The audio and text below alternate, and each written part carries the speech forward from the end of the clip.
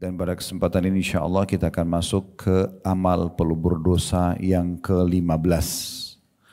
Yaitu tentang masalah musibah yang menimpa seorang muslim. Saya berikan prolognya dulu. Dalam kehidupan kita di muka bumi ini, ada hal-hal yang Allah ciptakan berpasang-pasangan. Ya, seperti orang lapar dan kenyang, orang sakit dan sehat, laki-laki dan perempuan, siang dan malam, kemudian hidup dan mati, ya. Dan semuanya, hampir semuanya berpasang-pasangan, diantaranya adanya nikmat dan adanya ujian. Ya. Jadi tidak ada orang di muka bumi ini yang tidak diuji. Semuanya pasti akan diuji oleh Allah Subhanahu wa Ta'ala. Cuma memang ujian ini kalau kita ingin lebih rincikan lagi ada dua hal, ya. Yang pertama itu ujian yang murni datang dari Allah Subhanahu wa Ta'ala. Misal teman-teman lagi tidur terus bangun tiba-tiba flu misalnya, ya.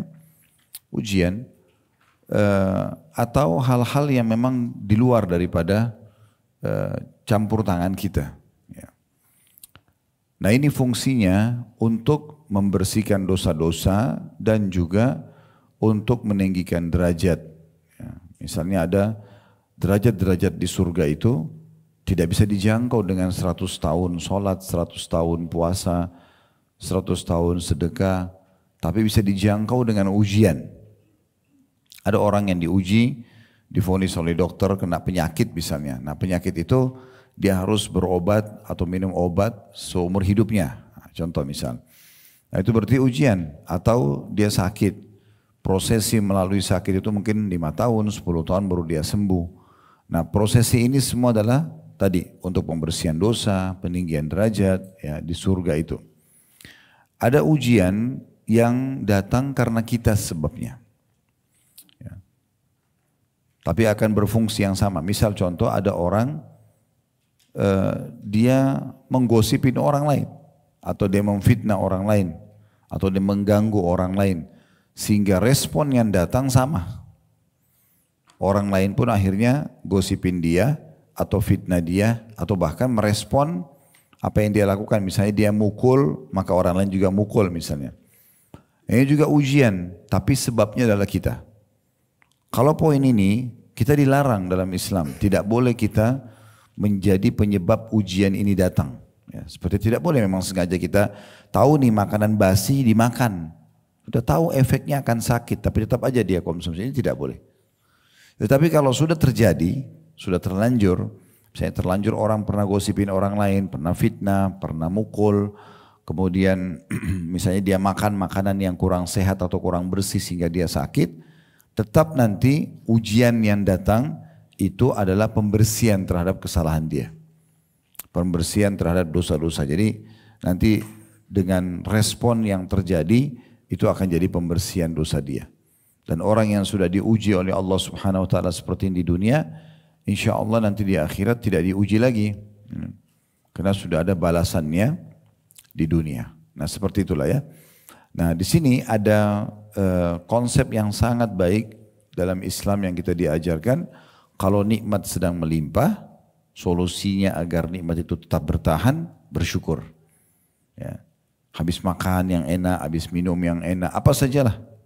Istirahat yang cukup, harta yang melimpah, apalah, kesehatan dan seterusnya.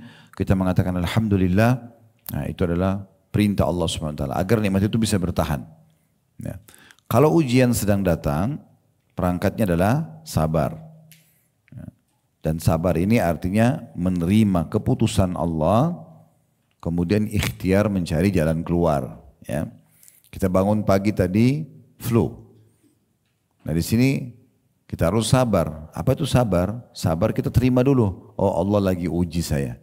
Karena biar kita ngomel-ngomel, tetap aja kita flu. Nah, gitu.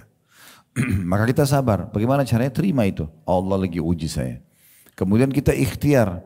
Kita minum obat, minum teh hangat, misalnya istirahat yang cukup, kemudian kita sembuh. Nah, seperti itu, ya. Nah, ini harus ada ya. Syukur dan sabar ini adalah dua sayap kehidupan kita yang bisa membuat kita stabil jalan.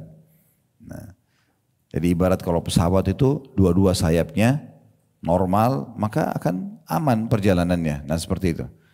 Jadi tidak bisa Bapak Ibu sekalian, kita kalau ada nikmat bersyukur, tapi kalau ada ujian kita berkeluh kesah. Seperti ibaratnya pesawat cuma punya satu sayap saja. Ya. Tidak bisa juga kita kalau lagi diuji, miskin, susah hidupnya, dia sabar. Tapi begitu Allah bukain rezeki, malah kufur kepada Allah. Tidak bersyukur. Jadi kita harus berada di antara keduanya. Ya. Nah pada kesempatan ini kita akan membahas bagaimana caranya supaya kita bisa sabar di saat sedang ada ujian atau musibah datang. Nah di sini kita lihat penulis mengangkat dalil yang pertama, ini yang menyebutkan tentang apa yang Bapak Ibu dapatkan kalau sedang ada ujian. Nah, supaya kita bisa, oh memang saya sebaiknya sabar. Selain sabar itu perintah agama, juga ternyata ada yang kita dapatkan. Bisa dilihat di halaman 50 ya, di buku kita. Di amal ke-15 musibah yang menimpa seorang muslim, diangkatlah sebuah hadis dari Aisyah radhiyallahu anha. Dia berkata Rasulullah sallallahu alaihi wasallam bersabda, "Ma min musibatin tusibul muslima illa kaffarallahu biha anhu hatta syaukati yushakuha." Tidak ada satu musibah pun, kecil ataupun besar, ya, sederhana ataupun berat, yang menimpa seorang muslim, kecuali Allah akan menghapus dengan musibah atau ujian itu dosa-dosanya, sampai duri yang menusuk dirinya. Hadis diriwayatkan oleh Bukhari. Jadi artinya semua nih, ya, apapun yang sampai kepada kita, maka yang kita tidak suka, tidak nyaman dengannya, kalau kita bisa menerima sebagai ujian dari Allah dan kita bersabar, sabar sekali lagi terima dulu. Jangan berkeluh kesah. Oh ini Allah lagi uji saya. Sebagaimana kalau nikmat sedang ada kita bersyukur. Kemudian baru kita ikhtiar mencari jalan keluar. Saya sudah kasih contoh tadi kalau kita bangun tidur sakit, terima dulu, nggak usah keluh kesah. Ya. Maka akan menjadi pembersihan dosa-dosa kita. Nah, ada hadis di bawahnya itu lebih rinci. Kita bisa lihat di situ hadis yang kedua dalam buku kita ini dari Abu Hurairah radhiyallahu anhu diriwayatkan bahwa Rasulullah sallallahu alaihi wasallam bersabda, "Ma yusibul muslima min nasabin wala wasabin wala hammin wala hazanin wala adza wala adhan wala ghammin hatta syaukati yushakuha illa kaffarallahu biha min khatayahu." Ini lebih rinci ya, perhatikan, tidak ada sesuatu pun yang menimpa seorang muslim. Nah, supaya orang tidak bertanya lagi, apa itu sesuatu ya Rasulullah? Maka Nabi SAW merincikan. Walaupun sederhana, baik berupa letih. Siapa yang antara kita yang tidak pernah letih? Pasti letih. Kalau kita beraktivitas, kita capek ya. Capek itu, kalau teman-teman terima sebagai ujian dari Allah, jadi pembersihan dosa. Dan dia tidak bisa membersihkan dosa kalau diikuti dengan satu perbuatan dan sikap, keluh kesah. Makanya ada satu pola kita di Indonesia yang harus kita ubah. Selalu mengucapkan kalimat aduh. Ya. Jadi kalau capek sedikit, aduh capek.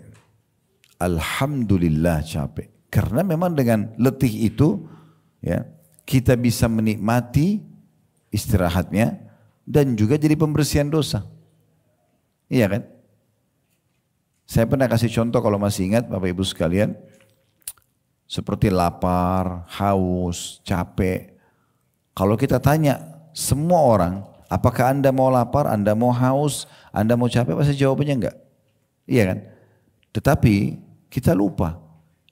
Perangkat-perangkat ini Allah datangkan justru untuk menguji seorang hamba dan memberikan kenikmatan. Karena dengan lapar kita bisa nikmati makanan. Ya. Dengan haus kita bisa nikmati minuman. Ya. Dengan capek kita bisa nikmati tidur itu. Ya. Orang kalau lapar tuh walaupun cuma nasi sama sambal lahap sekali makannya.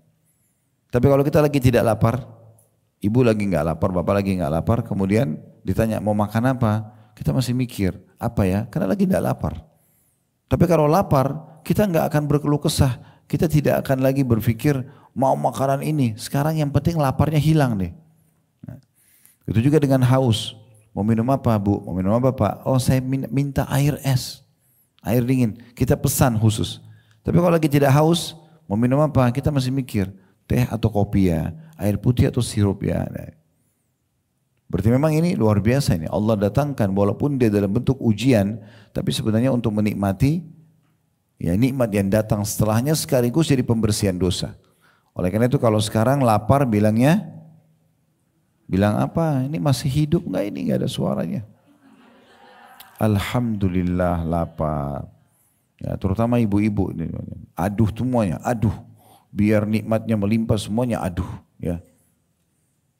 Jadi alhamdulillah, alhamdulillah. Sekecil apapun ujian pembersihan dosa Bu. Mudah sekali Islam datangkan itu. Ya. Kemudian selanjutnya dikatakan sini berupa letih, lelah. Ya. Lelah sama letih tipis sekali bedanya. Ya. Mungkin orang kalau aktivitas terlalu banyak dia bisa letih ya.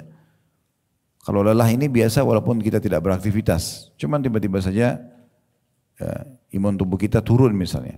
Nah kita jadi lelah ya. Orang transisi baru sembuh sakit. Biasanya dia untuk pulih kembali full kepulihannya. Dia lelah itu ya. Ada lelah. Semua itu juga sama. Kemudian yang ketiga sedih. Ya. Semua orang pernah sedih.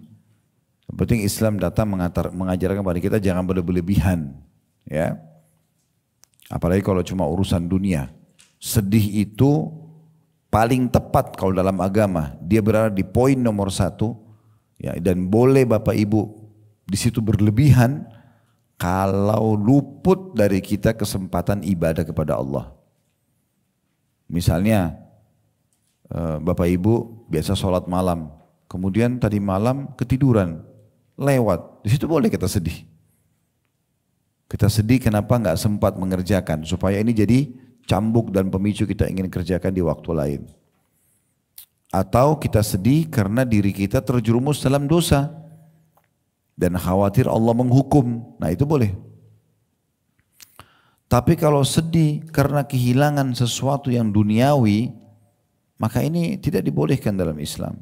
Tidak disarankan bahkan. Ya. Kalau ada satu benda kita yang hilang, urusannya urusan dunia, kehilangan handphone, kehilangan benda segala macam, kita boleh ikhtiar mencarinya, ya, mungkin melaporkan, tidak ada masalah.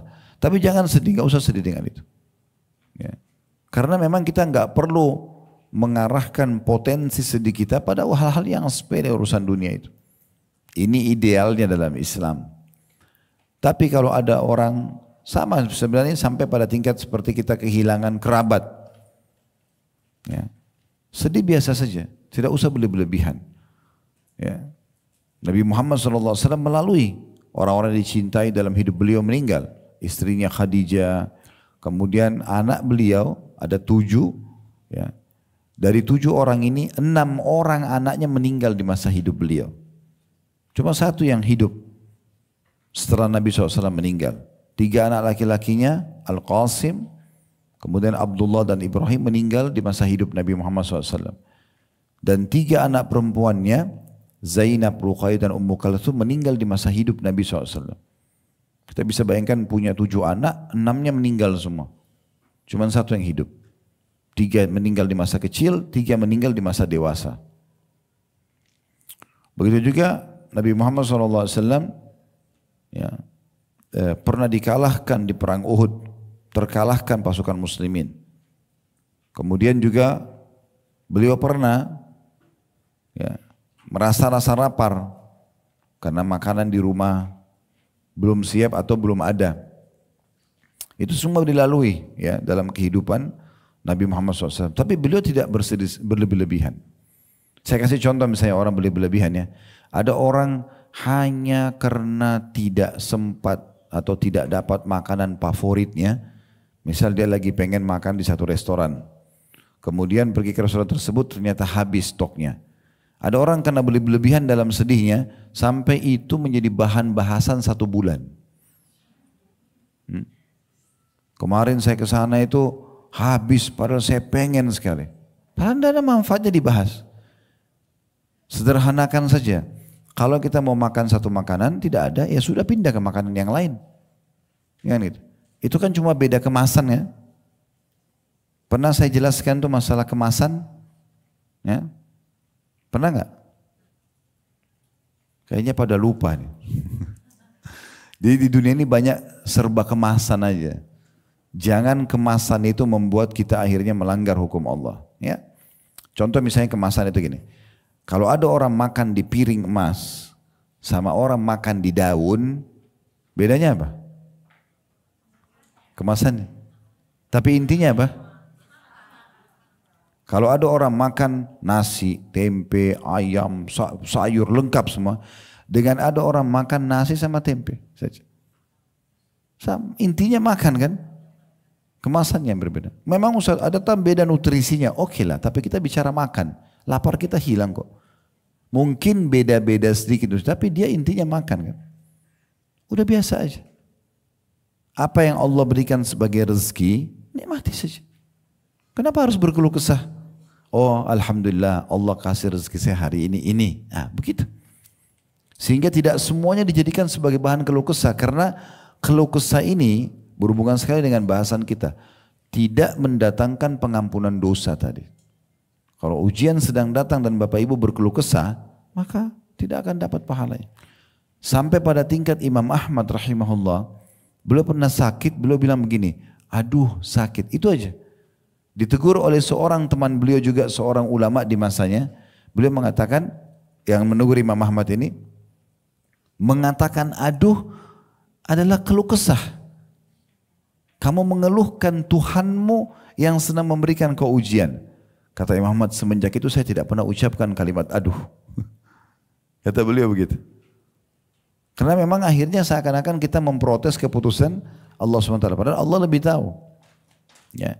Nanti di hari kiamat Bapak Ibu sekalian, pada saat semua sudah Allah bukakan, tidak ada lagi pembatas antara kita sama Allah, sama surga, kita bisa lihat neraka, amal-amal kita semua dibuka, kita baru tahu, oh ternyata waktu itu saya diuji itu baik buat saya.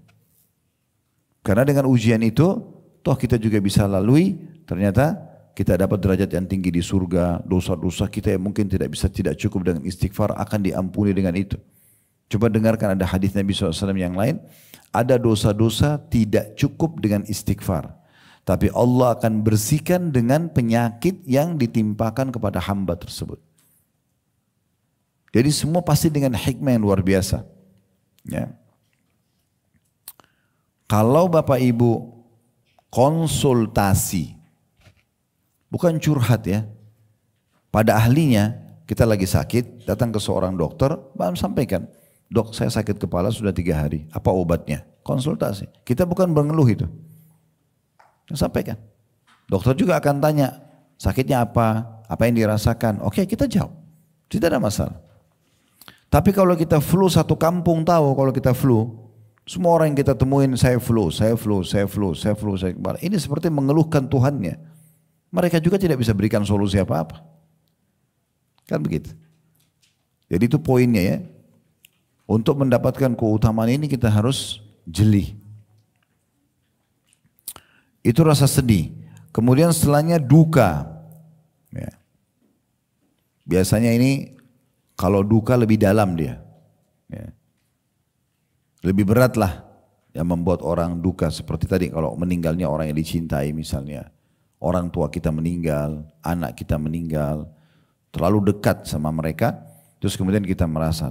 Ini Nabi SAW ajarkan, boleh nggak menangis? Boleh menangis. Nabi SAW waktu anaknya Ibrahim meninggal, boleh tetesin air mata, tapi nggak ada suaranya. Nabi nggak ada suara, cuma tetes air mata. Lalu beliau mengucapkan kalimat, wahai Ibrahim, anaknya beliau meninggal masih bayi.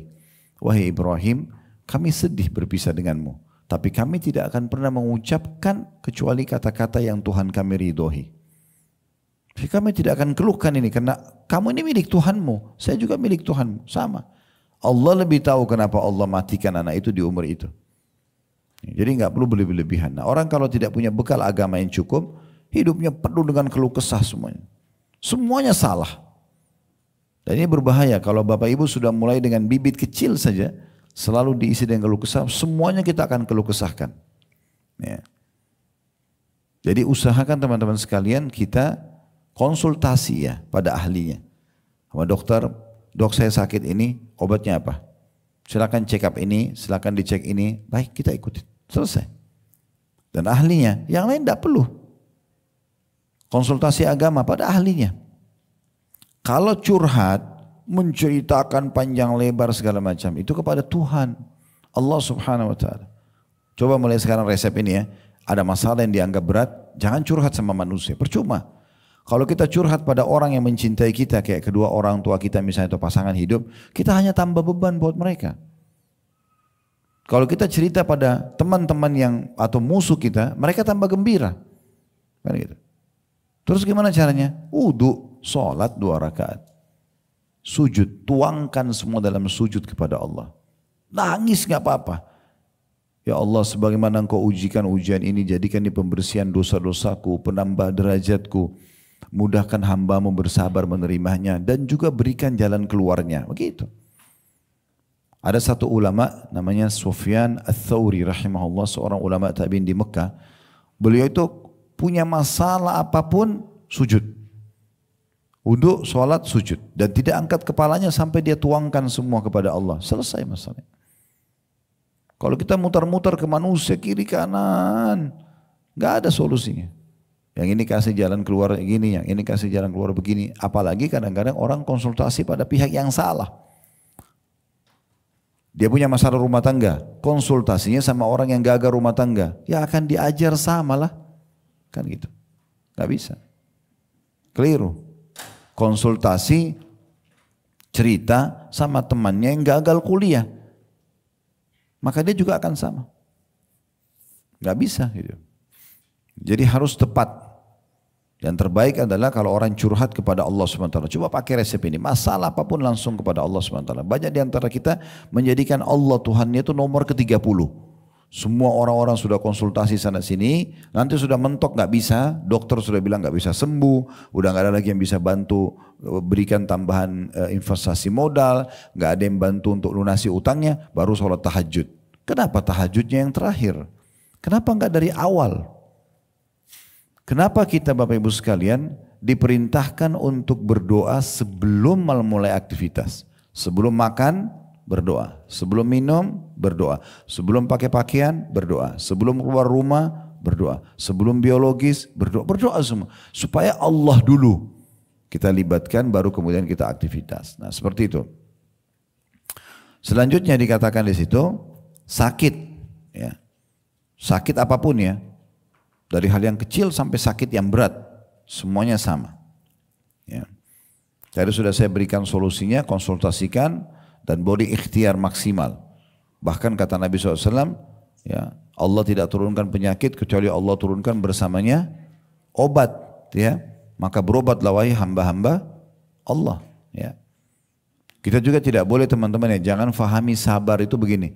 Saya lagi sakit, yaudahlah saya sabar aja, duduk manis, nggak konsultasi dokter, nggak minum obat, ya udah kalau mati mati, nggak apa-apa. Sembuh juga, kalau nggak sembuh nggak apa-apa. Ini keliru, ini bukan sabar. Ya, ini bukan sabar.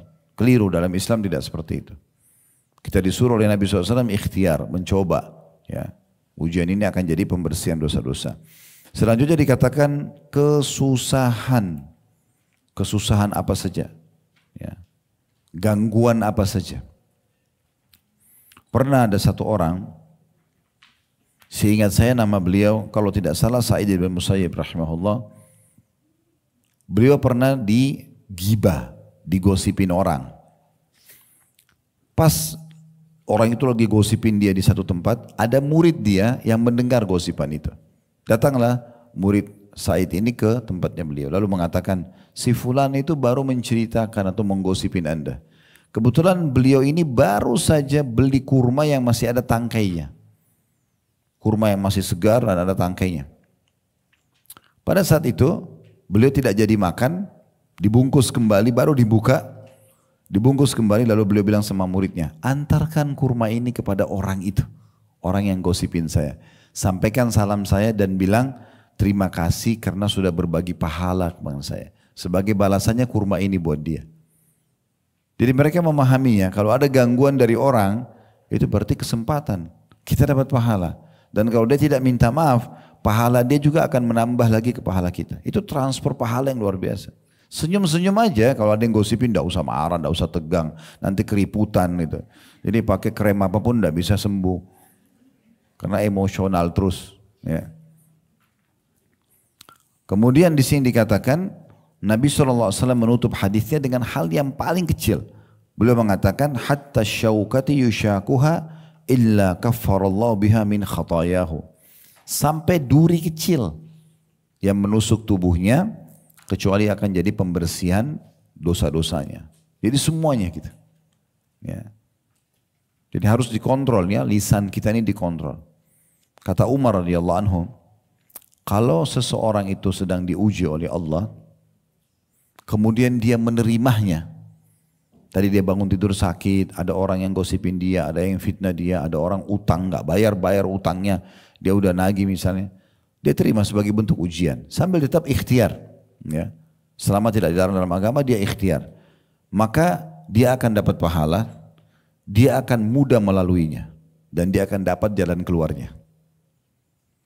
Kalau orang tidak bisa menerima ujian datang dari Allah SWT, dia akan berdosa, karena seakan-akan menolak apa yang Allah takdirkan untuk dia, dia akan sulit lalui.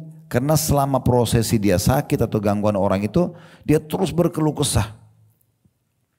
Dan yang ketiga, dia tidak akan menemukan jalan keluarnya. Nah, jadi coba kita di poin ini penting sekali untuk mempelajari ya. Sederhana tapi sangat besar efeknya kepada realita kehidupan kita sehari-hari. Dan hadis ini hadis sahih diriwayatkan oleh Imam Bukhari. Hadis selanjutnya, hadis Abdullah bin Mas'ud radhiyallahu anhu di halaman 51 ya. Beliau berkata, "Dakhaltu ala Rasulillah sallallahu alaihi wasallam wa huwa yu'aku faqultu ya Rasulullah innaka tu'aku wa'kan syadida." Qala ajal inni u'aku kama yu'aku rajulani minkum. Faqultu dhalika li'anna laka ajraini. Qala ajal dhalika kadhalik. Ma min muslimin yusibuhu adha syaukatin fama fawqaha yushakuha illa kaffarallahu biha sayyiatihi kama tahuttu syajaratu waraqaha. Terjemahannya, kata Abdullah bin Mas'ud radhiyallahu anhu, saya masuk satu hari mengunjungi Rasulullah sallallahu alaihi wasallam. Jadi Abdullah bin Mas'ud lagi menjenguk Nabi di rumah Nabi, lagi sakit ya. Dan beliau dalam keadaan sakit keras. Nabi Muhammad SAW lagi sakit keras. Dalam beberapa riwayat lain, demam yang sangat tinggi. Maka Abdullah bin Mas'ud berkata, wahai Rasulullah, engkau menderita sakit yang sangat keras. Beliau pun menjawab, iya, rasa sakit yang saya alami seperti rasa sakit yang menimpa dua orang di antara kalian. Jadi kalau nabi-nabi, ya, itu lebih berat ujiannya. Kalau misalnya kita biasa demam, kalau sudah sampai 40 saja itu sudah mungkin harus dirawat lah ya. Maka mungkin nabi-nabi bisa 80, maka diuji lebih berat. Mungkin kalau kita biasa flu 3-4 hari seminggu sembuh, mungkin beliau 2 minggu 3 minggu baru sembuh. Diuji, lebih berat. Kalau ada yang nanya, kok bisa orang beriman malah makin berat ujiannya? Ya, karena Allah ingin menguji hambanya agar melihat tingkat imannya. Kalau dia diberikan nikmat, orang kan banyak menerima ya. Kalau dikasih makanan bisa kenyang, kasih kesehatan dia gembira. Sekarang dia bisa terima gak kalau lagi diuji? Allah ingin melihat dia diuji, sabar gak? Ini harus berimbang tadi saya bilang. Syukur dan sabar ini dua sayap kehidupan yang harus berimbang. Maka Allah suka menguji hambanya yang beriman. Karena dengan ujian tersebut, dia tahu dia punya Tuhan. Maka akan lebih dekat dengan Tuhannya. Pernah nggak ibu-ibu dan bapak sekalian renungilah, mungkin pernah nggak terjadi dalam hidup kita ada satu masalah berat dan kemudian kita kembalikan kepada Allah, maksudnya kita sholat, kita nangis ya, pernah nggak itu? Pernah. Baik yang pernah alami nih kira-kira ya, setelah masalah itu selesai, bisa nangis kayak begitu nggak? Nangis di saat kita sedang berkeluh kesah sama Allah, lagi kita curhat sama Allah, itu mahal sekali. Itu sebuah bonus yang Allah kasih yang tidak bisa datang kecuali dengan ujian itu. Itu mahal. Berapa banyak orang yang pas dikena ujian, selalu di sejadahnya, selalu berdoa sama Allah. Ya. Yang mungkin sebelum ujian itu datang dia tidak bisa. Atau dia tidak pernah kerjakan. Berapa banyak orang dengan ujian datang, dia jadi taubat. Di salah satu rumah sakit di Riyadh, di ibu kota Saudi, ada satu syekh, seorang ulama, da'i. Dia seringkali minta izin dengan kepala rumah sakit. Diizinkan dia mungkin dalam sepekan sekali, dia datang, dia hanya kelilingin kamarnya pasien. Dia tidak kenal. Dia hanya minta, bisa nggak pasien-pasien, karena kan memang di sana mayoritasnya muslim ya, kita bisa katakan hampir muslim semua. Terus kemudian dia bilang, saya izin, saya cuma mau masuk, saya hanya 1 menit di setiap kamar, hanya untuk menyampaikan sebuah hadis Nabi, agar pasien ini bersabar. Diizinkan oleh pimpinan rumah sakit. Karena itu juga sangat baik kan, memotivasi pasien agar bersabar dan bisa menerima. Intinya dia keliling kamar demi kamar, sampai satu waktu pernah dia masuk di satu kamar, anak muda, kakinya lagi ditutup sama semen, kemudian digantung. Rupanya orang ini tabrakan mobil, kakinya patah, hancur kakinya gitu. Terus syekhnya ini pada saat melihat di antara semua pasien yang hari itu dia jenguk, ini yang paling berat gitu. Dia coba mengatakan, sabarlah, ini ada pahalanya, pasti ada pembersihan dosa segala macam. Tiba-tiba anak muda itu mengatakan begini, Syekh, saya justru bersyukur dengan ujian ini. Kata syekhnya, bagaimana? Coba jelaskan kepada saya, kok bisa kaki kamu sudah seperti ini dan sudah sekian lama di rumah sakit nggak keluar? Dia bilang, Anda perlu tahu, sebelum saya dikena ujian ini, saya ini dari keluarga kaya, semuanya ada, mobil ada, pakaian ada, rumah mewah, semuanya ada, tidak ada yang kurang. Dan waktu itu saya lalai, saya nggak pernah sholat, saya nggak pernah baca Quran, nggak pernah berdoa, nggak pernah, pokoknya agama itu nggak ada lah dalam hidup saya. Satu waktu Allah uji saya dengan tabrakan, kaki saya patah seperti ini. Awalnya saya berat sekali untuk menerima, berat sekali. Tapi dengan berjalan waktu, saya berkeluh kesah, saya teriak, tidak ada manfaatnya, kaki saya sudah patah. Maka berjalan waktu, mau nggak mau saya harus terpaksa menerimanya. Dan setelah itu saya mulai coba nikmati waktu saya. Dan karena banyaknya waktu kosong, akhirnya saya mulai belajar sholat, saya dengarin ceramah di di kamar rumah sakit itu. Dan Anda perlu tahu, kalau tidak salah sudah 2 tahun orang anak muda itu dirawat, dia bilang dalam 2 tahun ini saya sudah hafal 30 juz Al-Quran. Dulunya saya ngaji aja nggak bisa dan tidak pernah. Tapi dengan ujian ini saya bisa lakukan itu. Sekarang tidak pernah ketinggalan sholat walaupun saya di atas ranjang saya. Saya tidak pernah ketinggalan zikir pagi petang. Saya selalu rutin berdoa sama Allah. Mungkin kalau ujian ini tidak datang saya tidak begitu. Subhanallah ya. Jadi banyak sekali manfaat-manfaatnya. Itu baru manfaat dunia, belum manfaat akhiratnya. Di akhirat nanti tadi saya sudah bahasakan di awal pertemuan kita, ada derajat-derajat yang kita bisa jangkau hanya dengan ujian saja. Baik, kita lanjutkan hadisnya ya. Jadi Abdullah bin Mas'ud mengatakan, saya pernah satu waktu menjenguk atau mengunjungi Nabi SAW dan beliau dalam keadaan sakit yang sangat keras. Lalu aku mengatakan, ya Rasulullah, Anda menderita sakit yang keras.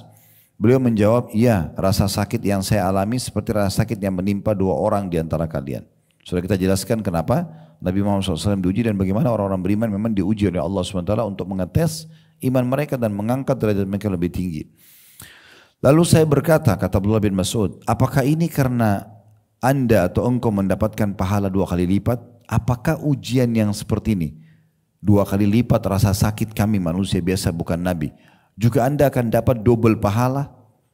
Nah, berarti gini, kalau ada orang dua-duanya flu, tapi yang satu flu-nya lebih berat, mungkin diikuti dengan batuk, diikuti dengan demam, dengan orang yang satunya flu biasa, yang lebih berat ini lebih besar pahalanya.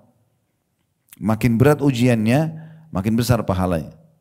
Maka Abdullah bin Mas'ud mengatakan, apakah ini berarti Anda mendapatkan pahala 2 kali lipat? Kata Nabi SAW, iya, memang demikian.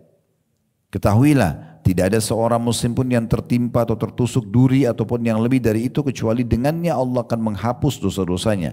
Sebagaimana pohon menggugurkan daunnya. Hadis riwayat Bukhari.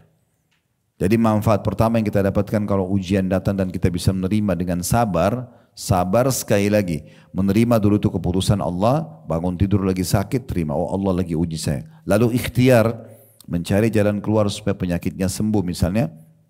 Dia bisa menerima berarti dari pembersihan dosa-dosanya. Kemudian yang kedua, di sini diberikan pahala yang double. Pahala ekstra. Makanya dalam sebuah hadis yang mulia yang lain, ini tambahan tidak disebutkan dalam buku kita. Kata Nabi SAW, nanti di hari kiamat, di mahsyar, orang-orang yang ujiannya sedikit di dunia, itu akan merasa cemburu dengan orang-orang yang ujiannya banyak di dunia. Karena besarnya pahala yang mereka dapatkan hanya karena ujian penyakitnya, hanya karena ujian gangguan tetangganya, hanya karena mungkin lisan ipar atau mertuanya, atau segala macam. Sampai orang-orang yang ujiannya sedikit ini, kata Nabi SAW, berharap kembali ke dunia lalu kulit mereka digunting-gunting. Kan itu sakit banget ya. Tapi mereka di saat itu nanti hari kiamat berharap kembali ke dunia, udah tidak apa-apa kulit saya digunting-gunting, yang penting saya dapat ini, dapat balasan yang mereka ada. Tapi sudah nggak bisa lagi kembali, gitu. Ya. Jadi saya ingatkan kembali lagi, tidak ada orang hidup tidak ada ujiannya, pasti akan ada ujian.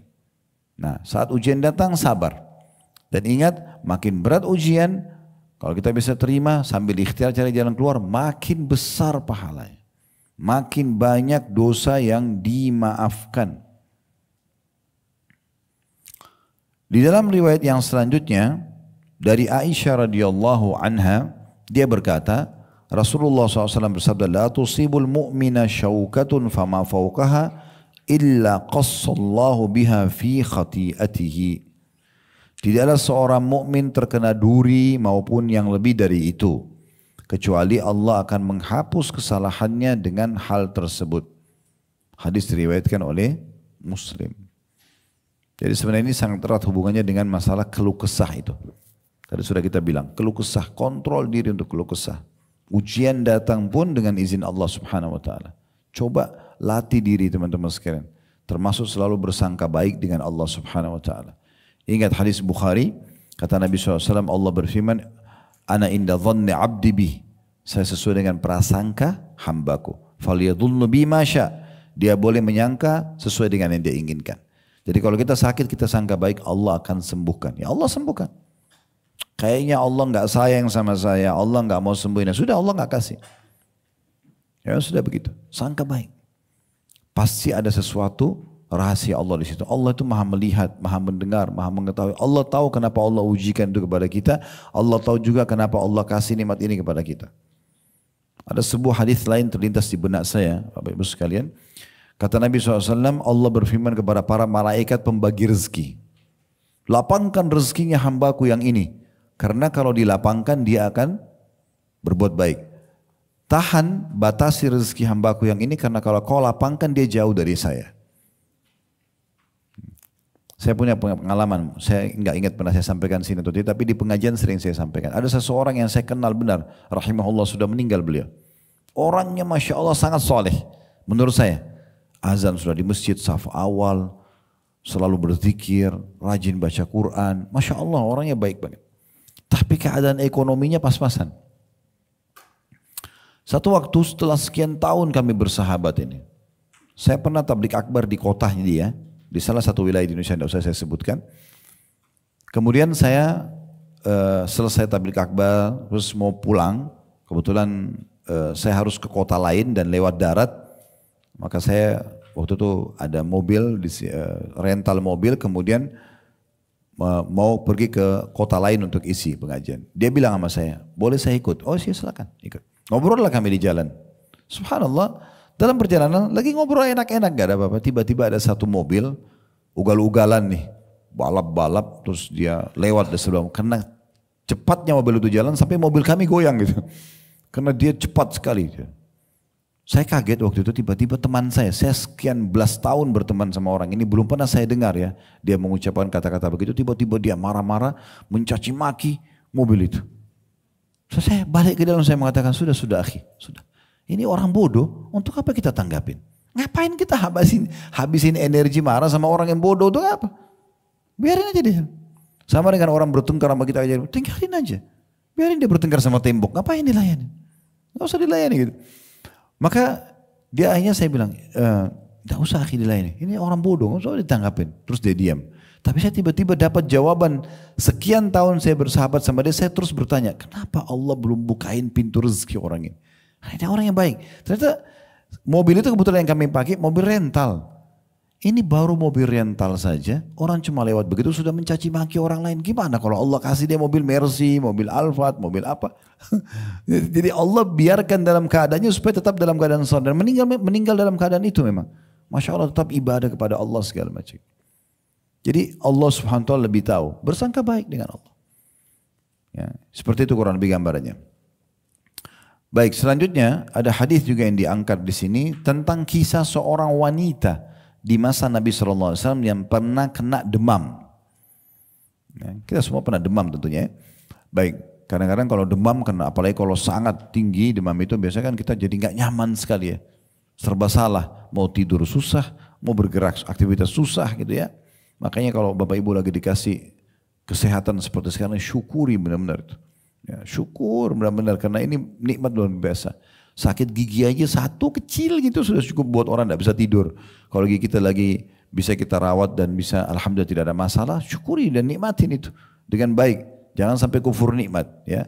Sedikit saja ada masalah saraf kita di otak pusing, sakit, migrain, oh udah luar biasa susah gitu kan. Dan segalanya. Nah, tapi semua itu akan tetap dalam Islam dijadikan oleh Allah SWT sebagai solusinya. Sebagai pembersihan terhadap dosa-dosanya. Ya. Nah ini kisahnya ada seorang ibu namanya Ummu Sa'ib radhiyallahu anha di masa Nabi SAW pernah Nabi menjenguknya dan dia kebetulan lagi sakit demam. Nah, saya bacakan dulu ya. Dari Jabir bin Abdullah radhiyallahu anhu diriwayatkan bahwa Rasulullah SAW pernah menemui Ummu Sa'ib lalu berkata, "Malaki ya Ummas Sa'ibi tuzafzifin?" Qalat al-humma la barakallahu fiha. Qala la tasubbil humma fa innaha tudhibu khataya bani Adam kama yudhibul kiru khabathal hadid. Wahai Ummu Sa'ib, kata Nabi SAW, kenapa kamu merintih? Kesakitan. Ummu Sa'ib mengatakan, aku sedang demam. Lalu apa yang dikatakan ini yang ditegur oleh Nabi ya. Semoga Allah Subhanahu wa taala tidak memberkahi demam. Jadi Ummu Sa'ib ini justru membenci demam itu dan mendoakan keburukan untuk penyakit demamnya. Semoga Allah Subhanahu wa taala tidak memberkahi demam. Apa jawaban Nabi SAW? Rasulullah SAW bersabda, jangan kamu mencela demam itu karena ia bisa menghilangkan dosa manusia sebagaimana pandai besi menghilangkan karat besi. Ya, pernah lihat pandai besi ya, dia pegang kayak alat las ya. Itu kalau ada karat-karat disemprot pakai itu, ya, pasti hilang karatnya. Seperti itu, dosa-dosa yang sudah berkarat hilang dengan demam. Dalam riwayat lain, demam itu adalah tiupan panasnya api neraka, dinginkanlah dengan air. Nah, kita kan biasa kompres, ya itu benar. Ya. Nah, karena Nabi SAW mengingatkan, dari hadis ini kita ambil pelajaran penting. Ya.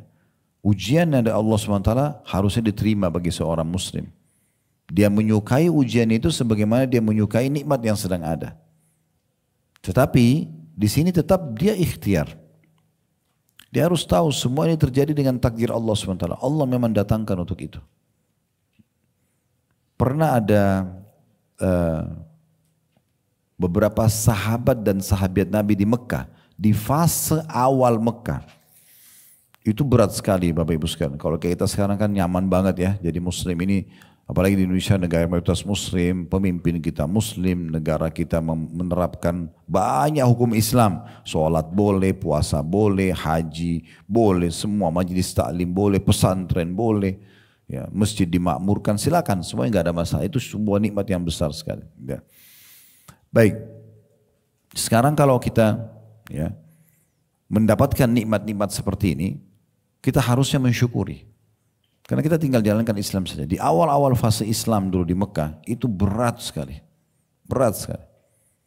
Beratnya dari sisi, berat yang pertama.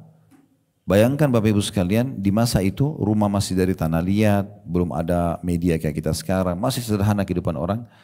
Ada satu orang tidak bisa baca, tidak bisa nulis, ngaku sebagai nabi. Dan yang beriman masuk surga, yang kafir masuk neraka. Kira-kira kita akan menjadi siapa nih? Abu Bakar atau Abu Jahal? Ibu-ibu ini akan menjadi Khadijah yang beriman atau menjadi istrinya Abu Lahab yang kufur. Ya.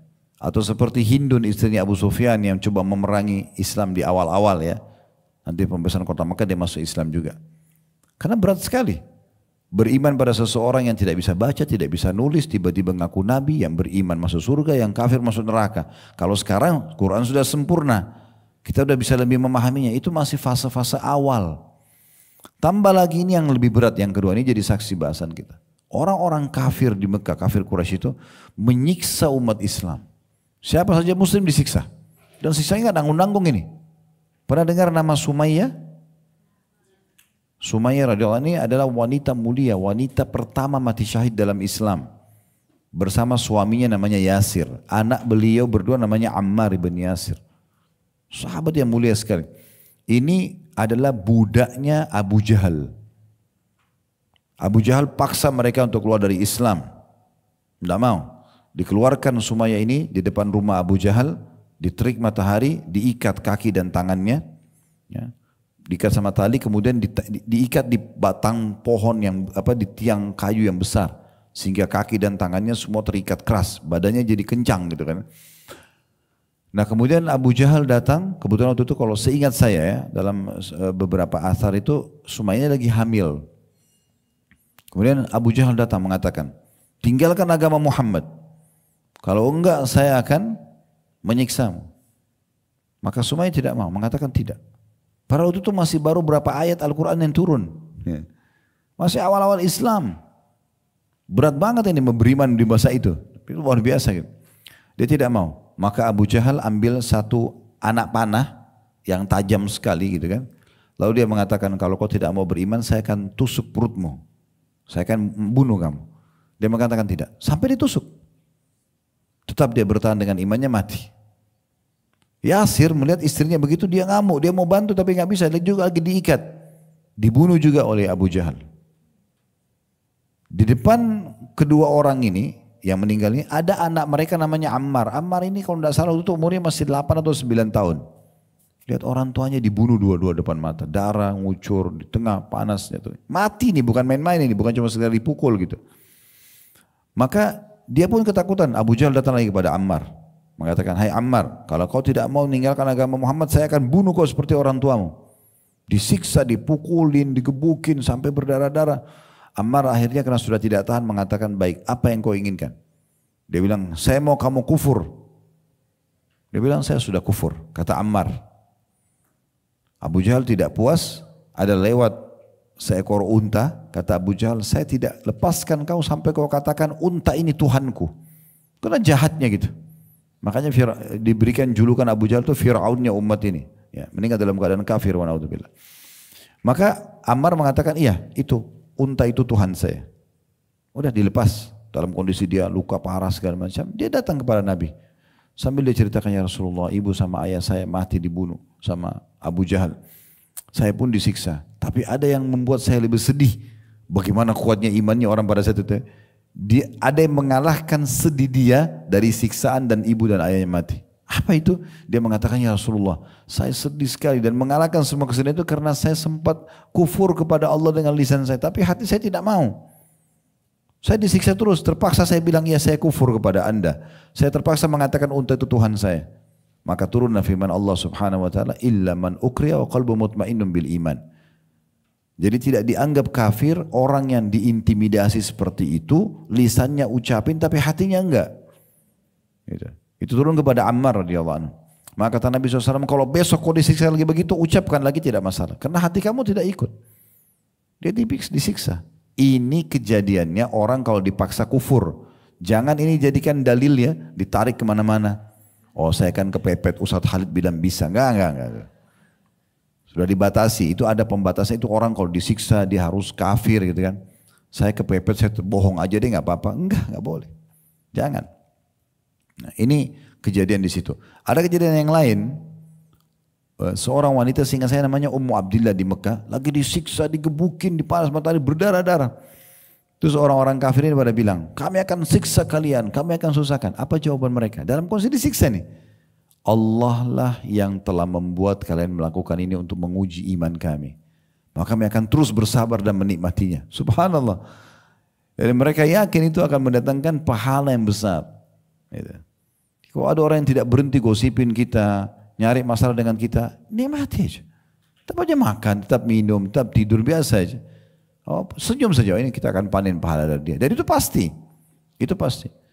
Sebagai ujian ada pahalanya, dan cacian dia juga itu akan ada nilai sendiri pahala. Selama dia tidak minta maaf, nanti dia akan ditransfer pahala dia kepada kita. Kalau dia pahalanya tidak cukup untuk bayar nanti, akan dibayar dengan dosa-dosa kita.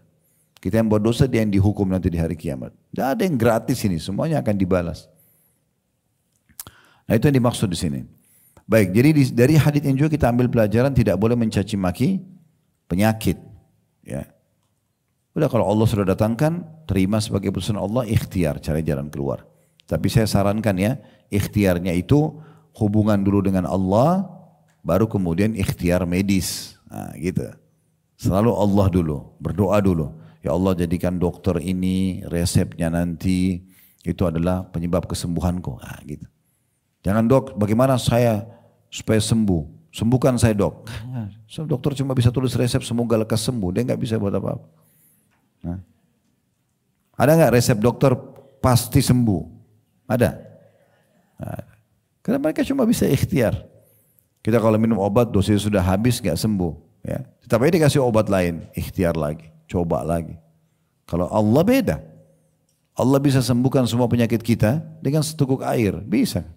Nggak ada yang mustahil. Makanya Nabi Ibrahim AS dikekalkan oleh Allah SWT dalam firman-Nya wa idza maridtu fahuwa yashfin. Kalau aku sakit hanya Allah yang sembuhkan. Mohon kepada Allah SWT, Allah akan mudahkan nanti caranya. Allah punya cara. Kalau kita berdoa sama ya Allah sembuhkan saya, nanti Allah akan mudahkan kita ketemu dokter yang cocok, resep yang cocok, sembuh penyakitnya. Clear, selesai. Jadi kalau kita lagi ada nikmat teman-teman, saya sering ulang ini ya kaidahnya. Yang berikan, yang menciptakan kita Allah, yang menciptakan nikmat itu Allah, yang bisa pertahankan dan memberi tambahan hanya Allah. Kalau kita sedang diuji, yang ciptakan kita Allah, yang ciptakan ujian itu Allah, yang bisa memberikan jalan keluar hanya Allah. Selesai. Semua kembalikan kepada Allah SWT. Permasalahan apapun yang terjadi dalam hidup kita, sumbernya adalah karena hubungan kita sama Allah rusak. Kapan hubungan sama Allah baik, baik semuanya. Itu sudah kaidah dasar. Baik, selanjutnya ada yang terakhir dalil diangkat oleh beliau, masih di halaman 52 ya, setelah kisah Ummu Sa'ib tadi yang sempat mendoakan buruk tentang demam dan akhirnya Nabi SAW mengatakan jangan kau caci maki demam itu karena dia membersihkan dosa seperti ya pandai besi menghilangkan karat dari besi. Di bawahnya ada hadis Abu Hurairah radhiyallahu anhu, beliau berkata, tak kala turun firman Allah Subhanahu wa taala, barang siapa yang berbuat kejahatan niscaya akan diberi balasan atas perbuatan jahatnya. Ini terjemahan dari surah An-Nisa ayat 123. Ayat ini berat dirasakan oleh kaum muslimin, maka Rasulullah SAW bersabda, bersikaplah pertengahan dan berusahalah mencapai kebenaran. Karena setiap musibah yang menimpa seorang muslim sampai duri yang mengenainya akan menjadi penghapus dosanya. Ya. Yang dimaksud dengan perkataan Abu Hurairah radhiyallahu anhu di sini, waktu turun firman Allah Subhanahu wa taala, barang siapa yang berbuat kejahatan niscaya akan diberi balasan atas perbuatannya. Para sahabat sempat jadi berat bagi mereka. Yang ditangkap dari hadits ini adalah kapan dia buat satu kesalahan langsung dihukum. Mereka fahamnya begitu. Maka Nabi SAW luruskan. Ya. Kalau satu kesalahan yang kita lakukan bisa Allah hukum, bisa Allah tidak hukum. Baik kita masih di dunia ataupun kita sudah meninggal dunia. Kecuali bapak ibu buat dosa kekufuran. Kalau kufur keluar dari Islam selesai. Tapi kalau kita masih dalam keadaan muslim, di dunia kita lakukan, atau kita meninggal dan tidak sempat taubat, di akhirat pun terbawa dosa itu, kita tidak bisa pastikan kalau orang ini akan langsung masuk neraka. Ya. Karena dia di bawah masyiatillah, di bawah naungan Allah. Kata Nabi SAW, siapa yang berbuat kebaikan, dia bersyukur kepada Allah, dia akan dapat balasannya. Siapa yang berbuat kejahatan, maka urusannya kembali kepada Tuhannya. Kalau Tuhannya ingin maafkan, maka dimaafkan. Tuhannya ingin hukum, maka akan dihukum. Jadi jangan pernah kita menjadi penghukum atas orang lain ya. Dia berdosa, oh kau pasti masuk neraka. Nggak boleh. Nggak boleh. Kita bisa bilang, itu perbuatan salah jangan dilakukan. Khawatir nanti Allah hukum, itu boleh. Tapi kalau kita vonis orang nggak boleh. Sama sekali nggak boleh. Dalam sebuah riwayat yang sahih juga disebutkan ada seseorang yang baik ibadahnya, dia berkata pada temannya yang berbuat maksiat ini, maaf, bertobatlah gini-gini. Temannya nggak mau. 2 kali, 3 kali, setelah itu dia mengatakan Allah tidak akan maafkan kesalahanmu. Waktu itu Nabi SAW mengatakan, turun firman Allah Subhanahu Wa Taala, Allah marah pada orang yang memvonis mengatakan Allah tidak maafkan. Allah mengatakan, siapa orang ini berani benar melampaui keputusanku? Ketahuilah aku telah maafkan kesalahan orang-orang itu dan aku sudah hapuskan amal solehnya orang ini. Ya. Jadi nggak boleh kita vonis, bukan tugas kita itu. Kita tugasnya nasihatin, ingatkan iya. Masing-masing bertanggung jawab dengan diri sendiri. Walaupun orang dekat kita, walaupun pasangan hidup, anak kita. Nabi Nuh AS mendakwai istri sama anaknya, tapi nggak mau dengar ya sudah. Tapi Nabi Nuh tetap berusaha menyampaikan. Nah, seperti itu poinnya. Nah di sini kata Nabi SAW, untuk menenangkan orang yang khawatir jangan sampai setiap berbuat dosa langsung Allah hukum, bersikap pertengahanlah dan berusahalah mencapai kebenaran. Maksudnya kalau salah, ya minta maaf sama Allah. Ada kesempatan amal soleh, berbuatlah. Pertengahan di situ. Jangan sengaja buat salah, tapi kalau berbuat salah minta maaf. Kita katakan bagi orang yang belum berbuat dosa, jangan buat. Ya, ada kesempatan mencuri, gosip, fitnah, memukul, jangan lakukan. Karena kalau lakukan ada dosa. Tapi kalau sudah lakukan, taubat. Jawabannya beda antara orang yang belum melakukan dengan orang yang sudah melakukan. Tapi jangan ini dipelintir lagi ya. Oh kalau memang nanti bisa taubat, ya sudah saya buat aja dosa. Bisa saya tidak sempat taubat. Mungkin dia lagi buat dosa lalu dia meninggal, kan bisa saja begitu. Nah itu poinnya. Kemudian dikatakan, dan berusahalah mencapai kebenaran. Maksudnya berusaha untuk memperbaiki diri dan terus berada di atas jalur kebenaran.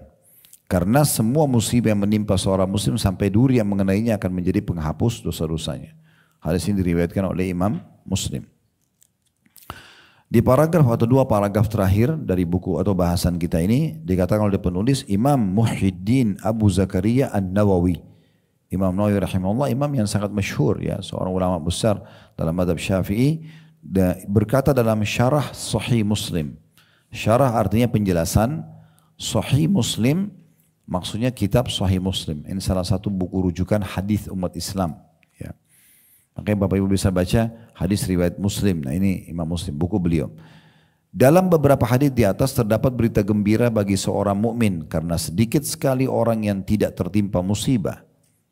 Tertimpa musibah begini ya, berupa sakit dan musibah-musibah lainnya meskipun ringan bisa menghapus dosa, mengangkat derajat dan menambah kebaikan. Ini adalah pendapat yang benar menurut para ulama.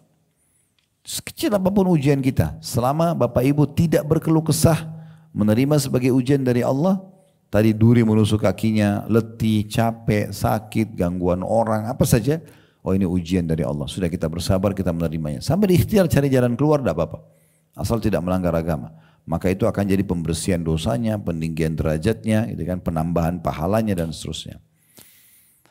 Paragraf terakhir, dan para ulama juga berkata, hikmah dari beratnya cobaan para nabi, kemudian orang-orang yang seperti mereka adalah karena mereka mempunyai kesempurnaan sabar dan ikhlas. Dan mereka mengetahui bahwa semua itu adalah nikmat dari Allah Subhanahu Wa Taala agar kebaikan disempurnakan dan pahala mereka dilipat gandakan. Jadi para orang-orang yang saleh yang mengikuti jejak para nabi, mereka akan selalu bersyukur dengan nikmat, mereka akan bersabar dengan ujian, dan mereka melihat ujian ini sebagai ajang pahala yang besar. Dengan cara menerima itu sebagai keputusan Allah, dia tidak mengeluhkan Tuhannya, kemudian dia sambil ikhtiar. Ya, jadi tidak boleh juga kita menerima tapi tidak ikhtiar. Sudah saya jelaskan tadi, sakit udah duduk aja deh, nggak apa-apa, nggak usah ikhtiar, enggak, jangan. Ya. Pernah Umar bin Khattab radhiyallahu anhu selepas sholat melihat ada orang-orang yang lagi duduk-duduk di masjid, laki-laki. Terus Umar tanya, kalian buat apa di sini? Mereka bilang, kami orang-orang yang bertawakal kepada Allah. Yang nggak usah kerja, duduk aja di sini. Kalau ada rezeki datang yang kami terima, ada yang kasih. Kalau enggak ya sudah. Kata Umar, kalian salah, keliru. Lalu Umar menghardik mereka dengan sangat keras. Salah satu potongan katanya beliau mengatakan, padahal bagaimana kalian duduk di sini sementara kalian tahu Allah tidak pernah menakdirkan langit menurunkan hujan emas. Nggak bisa, harus ikhtiar. Cari keluar gitu. Akhirnya keluarlah seperti perkataan-perkataan para penyair ya, penyair Arab ada yang mengatakan taharrak fa inna fi harakati barakah, bergerak, beraktivitas karena itu akan mendatangkan keberkahan. Memang kita diciptakan ini bukan untuk vakum manusia, untuk berpikir, untuk bergerak. Makin kita vakum, kita makin banyak penyakit, makin masalah. Jadi seperti itulah kurang lebih gambarannya. Jadi ini poinnya. Dan di sini ada juga kata-kata yang disebutkan hikmah dari beratnya cobaan para nabi kemudian orang-orang yang seperti mereka. Maksudnya orang-orang yang mengikuti jejak para nabi-nabi. Ada hadisnya itu ya. Kata Nabi Muhammad SAW, orang yang paling berat ujiannya adalah para nabi-nabi. Kemudian datang orang-orang setelah nabi-nabi itu, ya. Dan setelah itu datang sesuai dengan tingkat keimanan mereka. Makin tinggi imannya, maka makin berat ujiannya. Dan ya, makin ringan imannya, maka makin sedikit ujiannya. Jadi kalau kita lihat ada banyak ujian, baru ujian satu selesai, ujian yang lain datang lagi. Cara terbaik, lapangkan dada, terima sebagai ujian dari Allah, anggap itu seperti ujian untuk naik kelas, lalui, ya cari solusinya, pindah ke masalah yang lain lagi. Seperti itu, maka kita akan mudah untuk menerimanya. Dan itu peninggian derajat sebagaimana sudah kita jelaskan tadi. Ya. Pernah ada orang yang mengatakan sama saya begini, Ustaz, hadis tentang nabi-nabi berat ujiannya, orang-orang beriman berat ujiannya. Saya jadi takut menjadi orang soleh ini. Nanti ujian saya berat. Jadi jangan fahami begini, jangan fahami misalnya, oh kalau kita jadi orang soleh atau solehah berarti tiap hari ujian semuanya. Enggak, bukan. Ingat tadi kejadian Nabi waktu lagi sakit. Ya, Nabi lagi demam, demamnya lebih demam dari orang biasa. Nah seperti itu, misalnya kita ini dekat sekali sama Allah, Allah karena cintanya sama kita, karena dengan orang sakit tadi, orang jadi merasa lemah, orang tahu punya Tuhannya, dia mohon sama Tuhannya, jadi kejadian itu terjadi, yang mungkin tidak bisa kalau lagi tidak ada ujian. Maka itu akan misalnya orang biasa flu-nya 3 hari, kita jadi 5 hari, lebih lama sedikit. Begitu, bukan datang ujian khusus buat orang beriman, tidak. Jadi kalau ujian itu kena semua orang, nah orang beriman lebih berat untuk lebih menambah pahala buat mereka. Dan ada satu kaidah penting juga dalam hadis Nabi SAW, Allah, perhatikan baik-baik hadis ini ya, kata Nabi SAW, Allah tidak akan menguji seorang hamba di atas kapasitasnya. Jadi kalau bapak ibu sedang diuji sama Allah, Allah tahu itu ibu bisa lewatin, bapak bisa lewatin. Allah tahu. Kita pasti bisa lalui. Allah tidak akan menguji di atas kemampuan kita. Kalau tidak ada ujian, tidak ada enaknya hidup ini. Kalau semua hidup kita mulus-mulus saja, itu enggak ada. Jangankan kita ini orang, saya tidak sarankan nonton film, tapi kalau di film itu tidak ada penjahat, maka tidak ada yang nonton film itu. Semuanya biasa aja. Ada penjahat, ada tukang gosip, ada pengganggu, ada segala macam. Oh, jadi seru. Kehidupan manusia memang sudah begitu. Tapi Islam datang mengatakan pada kita kalau ada begini sabar. Toh semua orang kena ya. Siapa di antara kita sini teman-teman tidak pernah digosipin orang? Ada? Saya mau minta isi pengajian sini, naik ke depan, sampaikan, oh saya 40 tahun hidup, tidak pernah diuji ya, coba. Tidak pernah digosipin orang. Nah, tidak pernah difitnah. Atau ada mungkin di sini yang sering utangin orang tapi semuanya bayar utangnya, ada? Nah, malah terbalik ya. Kadang-kadang pada saat dia mau utang lembut, baik. Begitu kita yang nagih dia lebih geram dari kita. Itu semua orang lalui. Ya. Ada di sini yang tidak pernah keselio kakinya, nggak pernah flu, nggak pernah sakit gigi, nggak pernah sakit kepala. Semuanya sama. Nah cuma bedanya kalau orang beriman, makin kuat imannya dia makin lebih dilebihkan oleh Allah SWT untuk menambah. Kita kalau lihat hari kiamat teman-teman sekalian, oh ternyata 2 hari tambahan flu saya itu dapat derajat ini. Kalau dia tahu dia mau flu selamanya itu. Karena besarnya balasan hanya dengan ujian sedikitnya seperti itu. Saya ulangi kembali paragraf terakhir, dan para ulama berkata hikmah dari beratnya cobaan para nabi, kemudian orang-orang yang seperti mereka, karena mereka mempunyai kesempurnaan sabar dan ikhlas agar mereka sampai ke level itu. Mereka sabar, mereka ikhlas, dan mereka mengetahui bahwa semua itu adalah nikmat dari Allah.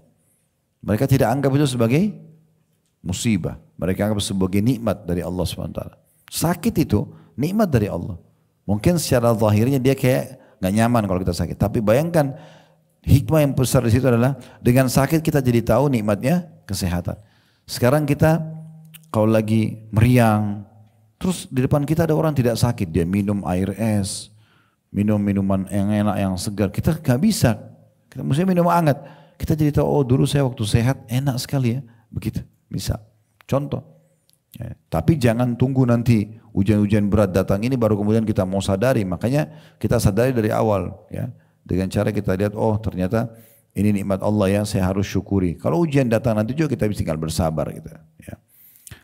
Kemudian di sini dikatakan, dan mereka mengetahui bahwa semua itu adalah nikmat dari Allah SWT agar kebaikan disempurnakan. Maksudnya mereka akan dapat maksimal pahala, dan pahala mereka akan dilipat gandakan. Nah, ini semua hikmah-hikmah daripada ujian yang datang. Kita sudah jelaskan dua jenis ujian, ada yang disebabkan karena diri seseorang, ada juga yang murni datang dari Allah, tapi semua intinya kita dianjurkan untuk bersabar melaluinya dan juga kita ikhtiar mencari jalan keluar. Fungsinya pembersihan dosa, pelipat gandaan pahala, gitu kan? Dan kita naik level dari level yang sebelumnya. Ya, kita di sekolah aja ada ujiannya untuk naik kelas, gitu kan? Dengan kita belajar, dengan kita giat sedikit, kita meluangkan waktu. Ya, pada saat itu mungkin kadang-kadang ada orang begadang kalau mau ujian supaya dia naik kelas. Tapi kan dia bahagia setelah itu. Nah seperti itu kurang lebih gambaran dalam kehidupan kita. Kedepannya insya Allah kita akan bahas amal yang ke-16, masalah berudu. Ini tentu amal pelebur dosa yang selalu bisa kita dapatkan setiap saat tentunya. Karena wudu ini adalah bagian daripada perintah agama. Nanti akan panjang lebar kita jelaskan, karena wudu bukan hanya untuk sholat ya. Ada wudu mau sholat, ada wudu pada saat mau tidur, ya. Ada wudu pada saat ingin mengulangi interaksi biologis pada pasangan halal. Ada wudu